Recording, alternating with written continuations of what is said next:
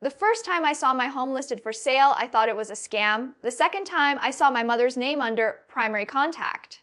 The third time, I realized they had already scheduled viewings. They weren't just selling my penthouse. They were selling me out, and they thought I wouldn't fight back. I bought that city penthouse 3 years ago. 32 floors above the noise, wrapped in glass and skyline. The kind of place that makes people lower their voice when they walk in. It wasn't just property. It was proof. Proof that the scared kid who used to share a bedroom with peeling paint and broken promises had made it out. Every tile, every custom light fixture, every floor to ceiling window, I paid for it. Long nights, double shifts, investments that could have collapsed but didn't. I didn't inherit it. I built toward it. My parents liked to tell a different story. Whenever relatives visited, they'd gesture around dramatically. We always knew our child would succeed. My father would say, chest puffed out like he personally negotiated my contracts. My mother would nod softly, playing humble. We sacrificed so much. Sacrifice, that word again. They didn't sacrifice, they controlled. Growing up, love in our house had terms and conditions. If I performed, I was praised. If I hesitated, I was ungrateful. If I disagreed, I was disrespectful. And when I finally moved out, bought my own place, built my own life, they didn't see independence. They saw opportunity. It started subtly. Why don't you put the property in joint ownership? My father suggested one evening while sipping the expensive wine I bought.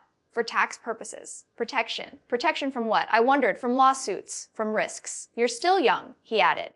You don't understand everything. I understood more than he thought. I smiled and said I'd look into it. I never did. Then came the pressure. My younger brother had failed another business attempt. My parents had invested in him too. That one actually cost them money. We need liquidity, my mother said one afternoon, walking barefoot across my marble floors like she owned them. Family supports family. I transferred money. Once, twice, the amounts grew. When I slowed down, the guilt intensified.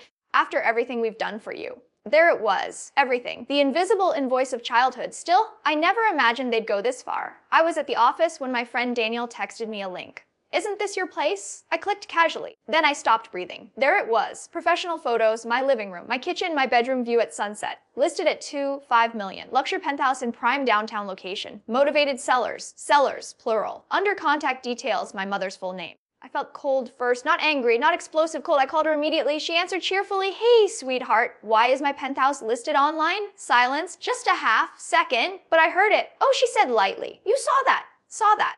You're selling my home. Our home, she corrected smoothly. Woo discussed this. No, you discussed it with yourself. Her tone shifted. Don't be dramatic, it's an asset. Assets move. I live there. You can live somewhere else. You're not married. You don't need all that space. All that space if my success was excessive, as if I didn't earn every square foot. Take it down, I said. We've already accepted preliminary offers, she replied.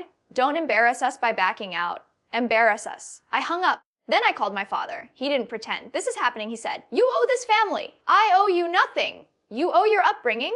There it was again, the myth that parenting is an investment expecting dividends. You forged documents, I asked quietly. A pause. We had authorization. I knew that tone. It meant they were bluffing. Or worse, they believed something they signed years ago gave them control. That night, I didn't go home. I drove aimlessly, replaying every conversation from the past year, every subtle push, every question about my financial structure. Every time they insisted on helping with paperwork, had I missed something? I called my attorney the next morning. He sounded confused. They submitted co-owner documentation. That's impossible. There's a notarized transfer form from 2 years ago. 2 years ago. The year my company was expanding. The year I was drowning in contracts and barely sleeping. Send it to me, I said. When I opened the file, my stomach dropped. It was my signature. But it wasn't. The loops were slightly off, the pressure uneven. A near perfect forgery. I felt something crack inside me, not weakness. Clarity. They didn't just overstep, they planned this. I went home that evening for the first time since seeing the listing. My parents were there, sitting comfortably in my living room as if hosting an open house. Our mother smiled. We were just discussing staging ideas. Get out, I said calmly. My father stood. Lower your voice. This is my property. For now, he replied. For now. That was the moment something in me hardened permanently. I didn't yell. I didn't cry. I walked to the window and stared at the city lights below. 32 floors up. Everything I built stretched beneath me. You really think I won't fight this? I asked without turning around. My father laughed softly. You don't have time for court battles. Your company needs you. Investors need you. Stress isn't good for your image. Image. They always underestimated one thing. I learned strategy from them. If they thought this was about emotion, they were wrong. I started quietly. I contacted the real estate brokerage listed on the ad. I asked for documentation of seller authority. They sent copies confidently. I forwarded everything to my attorney. Forgery, misrepresentation, fraud. But I didn't file immediately. Not yet. Instead, I let the listing stay up. Viewings continued. Buyers walked through my space, complimenting the skyline while my parents played gracious hosts. And I smiled during every tour, because while they thought they were closing deals, I was building a case. I requested an official investigation through the real estate board, citing unauthorized sale representation and document tampering. I attached expert analysis of the forged signature. Then I waited. Days passed. My parents grew excited. We're close to closing. My mother whispered one night, "Be careful," I said calmly. She frowned. Careful of what? Consequences. 2 weeks later, the call came. Not to them, to me. The real estate board wanted a formal meeting. Apparently, something in the documentation raised serious compliance concerns. I thanked them politely. Then I looked across the table at my parents that evening as they celebrated prematurely over champagne in my dining room. They had no idea the investigation had already begun. They had no idea auditors were reviewing timelines, signatures, notary records. They had no idea that the forged transfer form traced back to a notary license that had expired before the supposed signing date. And they definitely had no idea what happens when a $5 million listing turns into a fraud case. My father lifted his glass. 2 smart investments. I held his gaze. Yes, I said quietly. 2 investments. And just as his phone buzzed on the table with an unknown regulatory number flashing on the screen, I leaned back in my chair. His phone kept vibrating against the glass table. Once. Twice, 3 times. The name on the screen wasn't saved, but I recognized the area code immediately. Regulatory District Office. He glanced at it, annoyed. Spam. He muttered, reaching for his drink instead. It might be important, I said lightly. My mother gave me a look. Why are you smiling like that? I'm not smiling. The phone stopped. Then mine buzzed. I looked down. Official email notification. Subject line, immediate notice of inquiry, unauthorized property listing. I didn't open it. I didn't need to. I already knew what it said. My father's phone rang again. This time, he answered with visible irritation. His posture shifted within seconds. The color drained slowly from his face like someone lowering the saturation of a photograph. I see, he said carefully. There must be some misunderstanding. I watched him the way surgeons watch a monitor during a critical procedure, focused, detached. No, of course the documents are valid, he continued. What submitted everything? Pause. What do you mean, suspended? My mother straightened. What's happening? He didn't answer her, his jaw tightened. We'll provide clarification. The call ended. Silence pressed against the room. Well, my mother demanded. He looked at me first, then at her. They've paused the listing. Paused. She snapped. On what grounds? Allegations of misrepresentation. Her head turned toward me slowly. You did this. I took a sip of water. Did what? You reported us? I reported fraud, I corrected calmly. My father slammed his palm against the table. You're overreacting. Forgery isn't overreacting. It wasn't forgery. I leaned forward, sliding a printed document across the table, the signature analysis report. Red circles. Pressure inconsistencies. Date conflicts. The notary license expired 6 months before the signature date. I said quietly, that's not a mistake, that's fabrication. My mother's voice dropped into something sharp. We were protecting the asset. You were stealing it. The word landed heavy. Stealing. My father's eyes hardened. Watch your language? No, I said evenly. You watch yours. You called me an investment. You tried to liquidate me. That's dramatic. I stood and walked toward the window again. The city lights felt different tonight, less like proof, more like witnesses. You didn't even ask me, I continued. You planned this behind my back? We knew you'd refuse. My mother snapped. Exactly, silence. That's when something shifted in the room, not anger, fear. Because they realized this wasn't an emotional argument they could manipulate. This was procedural, and procedures leave paper trails. The next morning, the brokerage removed the listing entirely. No explanation posted publicly, just gone. But word travels fast in real estate circles. Daniel called me. Your place vanished from the market. People are talking. Good. I said. By afternoon, my parents' tone had changed. My mother called first. We can settle this privately. She offered, voice softer than usual. There's nothing to settle. Withdraw the complaint. It's not a complaint anymore, I said. It's an investigation. You're humiliating us. I almost laughed, humiliating them. You scheduled strangers to walk through my bedroom. That's different. How? She had no answer. Later that evening, my father showed up alone. No champagne, no confidence, just tension. He stood in the center of my living room like he didn't recognize it anymore. This will damage our reputation, he said quietly. I studied him. For the first time in my life, he looked uncertain. You damaged it yourself? I replied. You could have handled this within the family. You mean quietly? Yes. So you could try again later? His jaw tightened. You always assume the worst. No, I said. I learned patterns. He stepped closer. If this escalates legally, it won't just affect us. It will affect its media records, investors asking questions. There it was.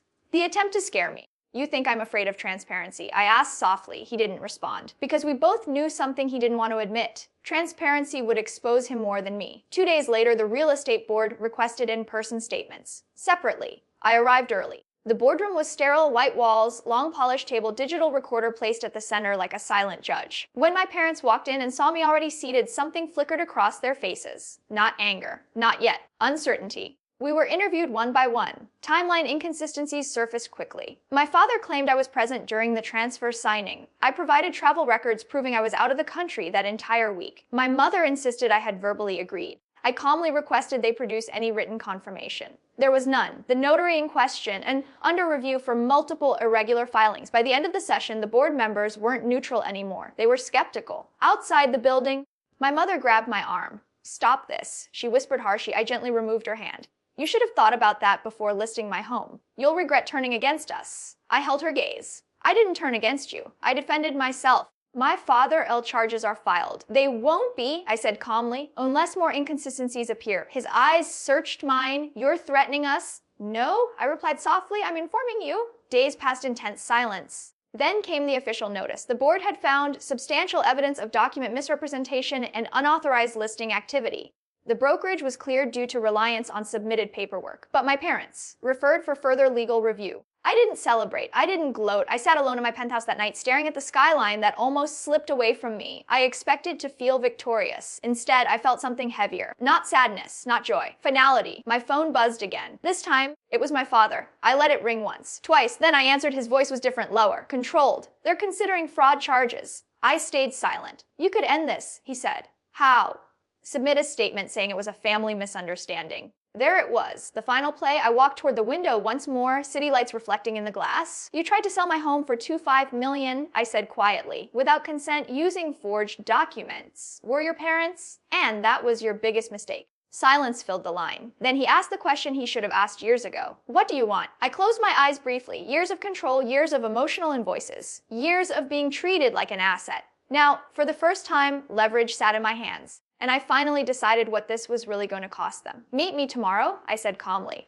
"At the Penthouse." He hesitated. "Why?" I looked around my home, the skyline, the glass, the life I built. "Because," I said softly, "we're going to renegotiate ownership. And this time, the terms would be mine." They arrived exactly at noon. No smiles, no performance. Just tension wrapped in expensive clothes. I had already prepared the space, not with flowers or staged furniture, but with documents, neatly arranged across the dining table. Copies, originals, legal summer draft agreement. Control looks different when you've earned it. My father glanced at the paperwork and frowned. "What is this?" "Clarity," I replied. My mother remained standing. She didn't sit. As if refusing the chair meant refusing the reality. "You said you wanted to renegotiate," my father said carefully. "I did." He pulled out a chair slowly. "Then talk." I stayed standing. "No more joint anything." I began. "No advisory access to my accounts. No representation in my name. No authority, implied or otherwise, over my assets." My mother scoffed. "You're acting like we're criminals." I held her gaze. "The board already used that word. I'm being generous." Silence. My father leaned back. "And if we refuse," I slid another folder toward him. Inside were copies of every communication tied to the listing. Email timestamps, metadata, signature analysis, the notary irregularity report. "You won't?" I said calmly. His jaw tightened as he flipped through the pages. "You'd really let this go public?" My mother asked. "You already made it public," I replied. "You uploaded my home to the market." Her eyes flashed. "We are your parents." "And I was your child," I said quietly. That didn't stop you. That landed because it was true. For a long moment, no one spoke. The air felt dense, like before a storm breaks. My father finally set the folder down. "What else?" I exhaled slowly. This was the part that mattered. "You sign a formal statement admitting the listing was unauthorized." My mother's head snapped up. "Absolutely not." "You will," I said evenly, "because that statement prevents criminal escalation. It closes the regulatory review." My father understood immediately. He always understood leverage. "You're offering protection," he said. "I'm offering containment, and in return, you disappear from my financial life." My mother laughed bitterly. "You want to erase us?" "No," I said. "I want boundaries." She paced toward the windows, looking out at the skyline like it betrayed her personally. "This place changed you?" she said. "No," I replied softly. "Revealed you." That hurt her more than shouting would have. My father folded his hands on the table. "You'll regret this distance one day? Maybe?" I said, but I would regret losing myself more. He stared at me for a long time, measuring, calculating, the same way he used to evaluate business deals. I realized something in that moment. He wasn't looking at me like a daughter. He was looking at me like an opponent. And for the first time in my life, I wasn't afraid of that. You planned this, he said quietly. Yes. For how long? Since the day I saw the listing. He gave a small nod, almost respectful despite himself. You've grown. I had to. My mother turned back toward us. You're punishing us. No, I said again. I'm protecting myself. The distinction mattered. Punishment is emotional. Protection is structural. I need your answer today, I added. My father picked up the pen. My mother grabbed his wrist. Don't. He looked at her, then at me. If we don't sign, what happens? He asked. The board proceeds. The notary issue widens. Fraud investigations don't stay quiet. I didn't raise my voice. I didn't threaten. I stated facts, and facts are heavier than anger. Minutes passed in suffocating quiet. Finally, my father removed my mother's hand gently. This went too far. He murmured to her, to himself. I couldn't tell. He signed. The sound of pen on paper was almost anticlimactic. My mother stared at the signature like it was a betrayal. You're choosing her over me, she whispered. He didn't respond. Because this wasn't about choosing me. It was about survival. He slid the document toward her. Her hands trembled not dramatically, but just enough. This isn't over, she said to me quietly. It is. I replied. She signed. The moment the ink dried, something inside me settled. Not joy, not triumph, resolution. I collected the papers calmly and placed them into a folder. I'll submit these this afternoon, I said.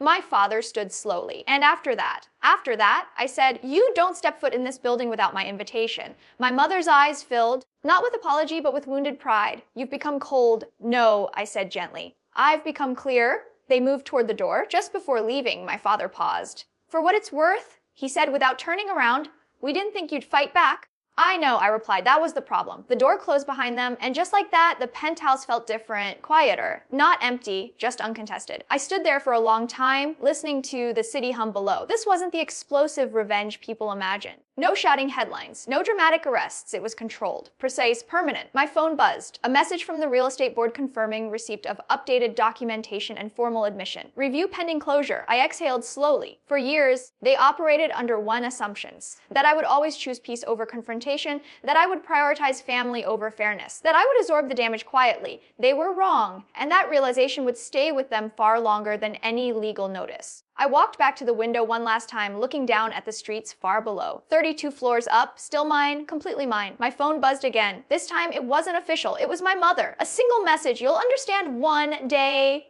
I stared at it. Then I typed back 3 words. No, I won't. I placed the phone face down on the table because this wasn't about understanding anymore. It was about ownership. And for the first time in my life, no one else's name was attached to mine. I picked up the final envelope. The one that would formally close the investigation once submitted. All that remained was one final decision. I held the envelope in my hands longer than necessary. It wasn't heavy, just paper. But inside it was leverage, the kind that reshapes relationships permanently. If I submitted it as is, the board would likely close the case with formal reprimands and documentation on record. Public enough to sting, quiet enough to avoid criminal escalation. If I added one more attachment, one additional analysis my attorney had prepared but we hadn't used yet, the situation could tilt in a different direction entirely. Criminal referral, formal charges, court. My phone buzzed again. This time it was Daniel.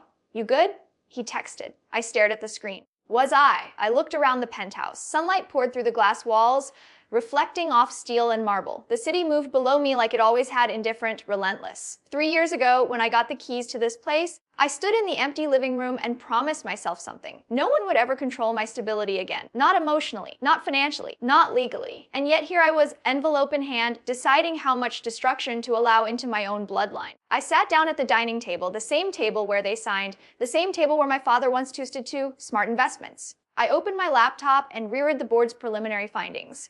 Substantial evidence of unauthorized representation. Material inconsistencies in submitted ownership documents. Potential notarial misconduct, cold language, clean language. It didn't capture the real violation. It didn't describe walking into your own home and realizing strangers had been invited to measure your life. It didn't describe hearing your parents negotiate square footage like it was inventory. I opened the additional file my attorney prepared. It outlined financial tracing, metadata timestamps, evidence suggesting deliberate alteration, not confusion. It would push the board to escalate. I leaned back in my chair. This wasn't about revenge anymore. Revenge is emotional. This was structural correction. My phone rang. Father. I let it ring once, twice. Then I answered. We've been contacted again, he said without greeting. Yes. They want confirmation of the signed admission. They'll get it. Silence. Is that all they'll get? He asked carefully. There it was. He knew. There are levels to accountability. I replied, you're considering pushing further. I'm considering fairness. His voice lowered. If you escalate this, it won't just affect us. Your mother, she's already not sleeping. I closed my eyes briefly. Guilt, the oldest tool in their arsenal. She slept fine while showing my bedroom to strangers. I said evenly, that's not the same. It is to me. He exhaled sharply. You're punishing us. I'm deciding consequences? Another silence. You've changed? He said. No, I replied quietly. I stopped shrinking. That ended the call. I stared at the ceiling for a long moment. What did I actually want? An apology.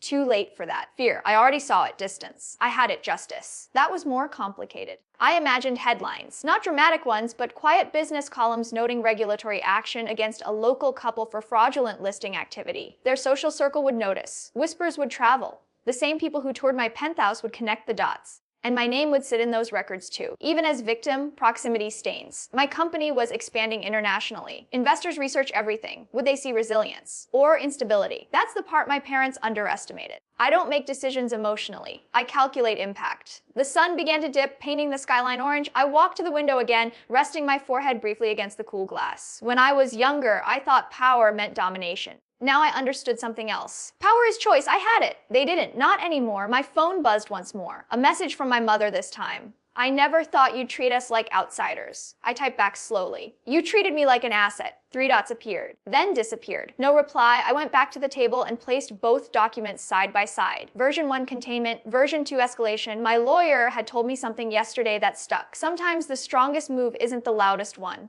He wasn't wrong. Destroying them legally would feel satisfying for a moment, but it would tie me to them in courtrooms, hearings, timelines, more conversations, more entanglement. I didn't want entanglement, I wanted separation, clean, final. My laptop chimed with a calendar reminder. Board submission deadline 6:00 p.m. It was 50:42. I sat down, breathing slowly. I remembered being 16, standing in our old kitchen, listening to my father explain that family decisions are made by those who understand money. I remember promising myself that one day I would be the one who understood everything in the room. Today was that day, 51 p.m. I scanned the admission document one last time. Their signature is clear, permanent. It forced acknowledgement without igniting war. Footing 55 p.m.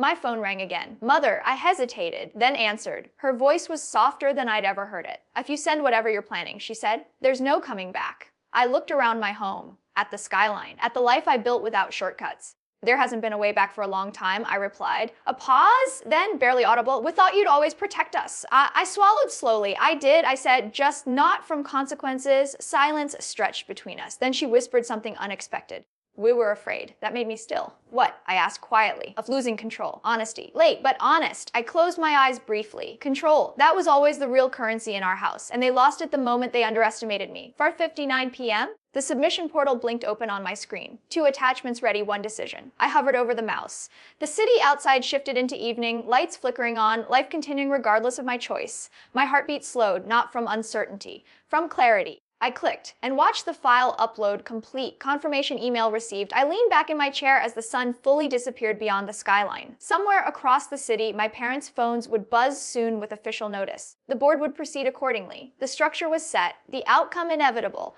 I stood up slowly and walked toward the window one last time, looking down at the streets 32 floors below. The penthouse was silent, untouched, secure, mine. And as my phone began vibrating again across the table, I didn't turn around immediately. I just stood there watching the city glow, waiting. My phone kept vibrating. I already knew what it was. Official notice doesn't take long once it's triggered. I turned slowly and walked back to the table. The screen lit up with multiple notifications, emails, missed calls, 2 messages from my father, 1 from my mother, and 1 subject line that confirmed everything. Formal escalation notice, fraud review initiated. I opened it calmly. The board had accepted the admission statement, but the additional documentation I submitted triggered mandatory escalation. The case would be forwarded to regulatory enforcement and potentially to the district attorney's office for review of fraudulent documentation and attempted unlawful sale. Contained, but not buried. My father called again. This time, I answered immediately. What did you do? His voice wasn't angry. It was shaken. I submitted everything. I replied. You said you'd contain it. I said I'd decide. You escalated. I ensured accuracy. Silence crackled through the line. They're talking about criminal exposure, he said finally. They're talking about accountability. You've destroyed us. I looked around my penthouse, the glass walls, the skyline, the life they nearly sold. No, I said quietly. You did that when you forged my signature. My mother's voice appeared faintly in the background, crying. Something inside me twisted, but it didn't break. You could withdraw the supplemental evidence. My father said quickly. You can still call them. I won't. His breathing grew heavier. This will follow us everywhere. So would a 5 million theft? You're our child, and I acted like it. I replied, I trusted you. He had no response to that. The call ended without goodbye. I stood still for a long time. The truth was simple. If I had only submitted the admission, they would have walked away with reputational bruises and private embarrassment. By attaching the deeper forensic evidence, I removed their ability to minimize it later. No rewriting the story. No pretending it was a misunderstanding, it would be recorded. Officially. 2 days later, enforcement officers requested formal interviews. My parents hired legal counsel. Word began circulating quietly in their social circle. Not explosive headlines, just murmurs. Regulatory issues, improper filings, something about property fraud. The same people who once toured my penthouse with admiration were now whispering different things. I stayed silent publicly. At work, I focused on expansion. Contracts closed. Investors renewed confidence. My legal team issued a brief statement framing me as the reporting party in a compliance matter involving unauthorized representation. Clean, professional, untouchable. 3 weeks passed before I saw them again. Not at my penthouse. At a formal mediation session requested by their attorney. I almost declined, but curiosity won. When they walked into the conference room, they looked older. Not physically aged, but reduced. Power stripped away leaves a visible absence. My mother avoided my eyes. My father didn't. We're here to request cooperation. Their attorney began. If you formally state you do not wish to pursue criminal charges, I'm not pursuing anything. I interrupted calmly. Regulators are, but your supplemental submission intensified review. My father leaned forward. Will lose everything. I met his gaze evenly. You risked everything. It was never about stealing. My mother whispered. What was it about? She hesitated. Control. She admitted. There it was again. Finally spoken without defense. You couldn't accept that I built something you didn't manage, I said softly. Tears slid down her face. We were afraid you'd leave us behind. You tried to sell my home. Silence. The mediator shifted uncomfortably. My father's voice dropped. If charges proceed, there could be probation, fines. Public record, you should have thought about that before forging documents. His composure cracked slightly. We thought you'd protect us. I protected my property. And us, he asked. I paused. The room felt smaller suddenly. I gave you an admission, Rue, I said. You signed it. That prevented immediate arrest. That was protection. It was true. Without the signed admission, the evidence alone might have triggered immediate criminal filing.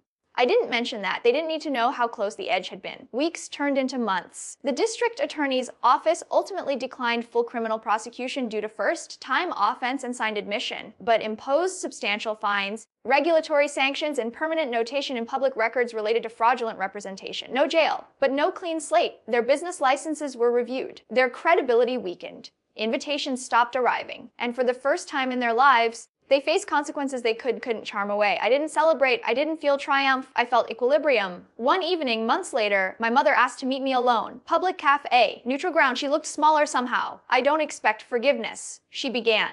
Good, I replied gently, because that's not what this is about. She nodded slowly. I spent my life believing control was love, she said quietly. If we managed everything, nothing would fall apart. You managed until I resisted. I said, Wes. We sat in silence for a moment. I don't know how to talk to you without control, she admitted. That's your work to do, I said softly. She looked at me carefully. You don't hate us? It wasn't a question. No, I said truthfully. I just don't trust you. That hurt her, but it was honest. Trust isn't inherited, it's earned. When we stood to leave, she hesitated. Are we out of your life? I considered that carefully. No, I said. But you're no longer in charge of it. That was the difference. Back at the penthouse that night, I stood at the window again. The city looked the same, but I didn't. For years, I thought revenge meant destruction, burning bridges, public humiliation. But I learned something better. Revenge isn't always about ruining someone. Sometimes it's about refusing to be ruined. They tried to turn my home into liquidity. I turned their control into accountability. They saw me as an investment. I became the auditor. And in the end, the 255 million listing didn't sell a penthouse. It exposed a pattern, one they'll never repeat. My phone buzzed softly on the table. A simple message from my father this time. We're selling the lake house. I stared at it for a moment. Then I typed backlay, make sure the signature is real. I placed the phone down and walked back toward the glass walls, watching the skyline stretch endlessly beyond me. 32 floors up. Untouchable. Not because no one tried, but because I did.